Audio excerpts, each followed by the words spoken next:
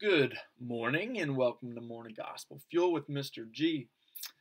It is Saturday, December 26th, the day after Christmas, which I didn't mention yesterday, but just as a little did you know that Christmas itself is derived from Mass of Christ, of Jesus, in which the term Mass is the most commonly used within the liturgy of the Mass of the Catholic Church, which, of course, the Mass is the celebration of the Holy Eucharist, in which the Catholic Church also celebrates. So there's some little did you know? And Mary means joyful, but we'll just say Mary could also stand for Mary, the mother of Jesus. I think I kind of forced that one, though, so don't take that one. That's just my own little addition to it. But Christmas itself does derive from Mass of Christ. They just kind of drop the final S. Anyway, here is the December 26th, the feast day of Saint Stephen, which is quite interesting. Saint Stephen is the first martyr of the church. The first martyr of Christianity.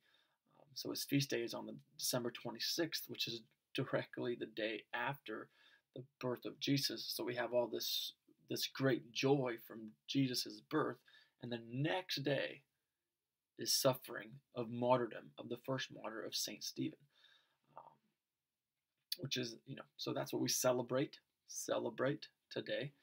And if you did not know, Saint Stephen was stoned to death by Saul, and Saul was later converted through Stephen's prayers by God, of course, and eventually became Saint Paul, who, of course, if we read Scripture, had the most influence in the New Testament by that conversion of Saul to Paul, which is quite interesting.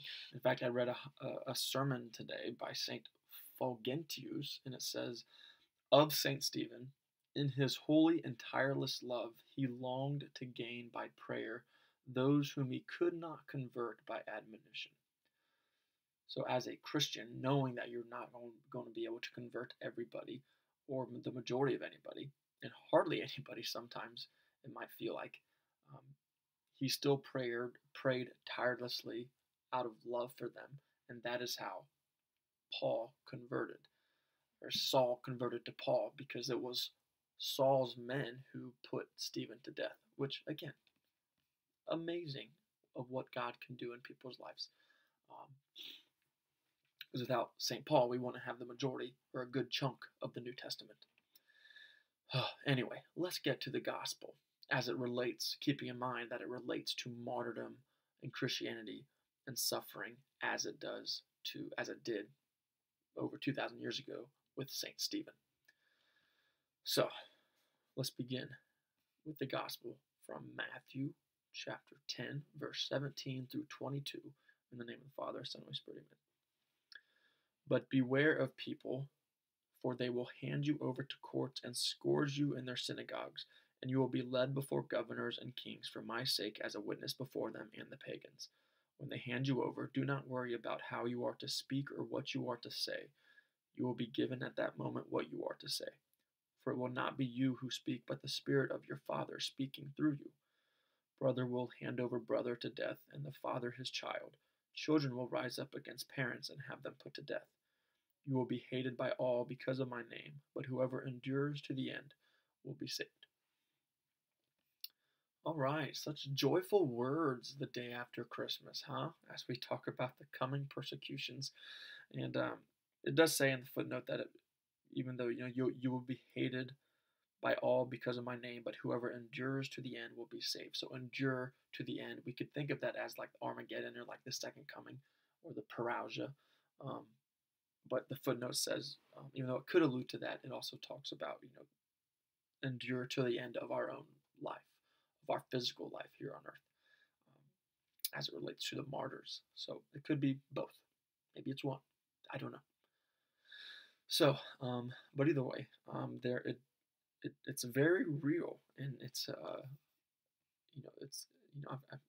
as a seminarian, You kind of have to have tough discussions with people you're close with, and that those that disagree with what I'm doing and what the Catholic Church believes in.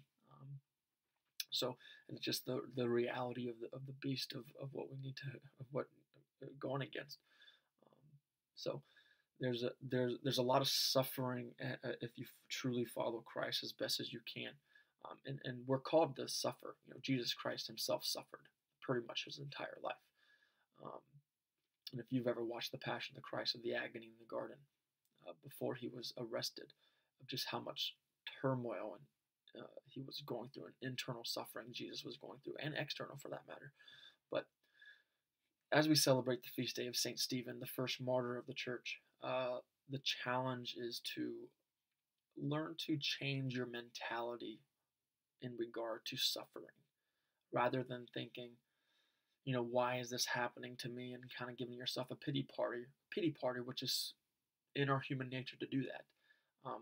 But it takes discipline, and to really just ask yourself and challenge yourself of the question, what is God trying to teach me from this in order to grow closer to Him?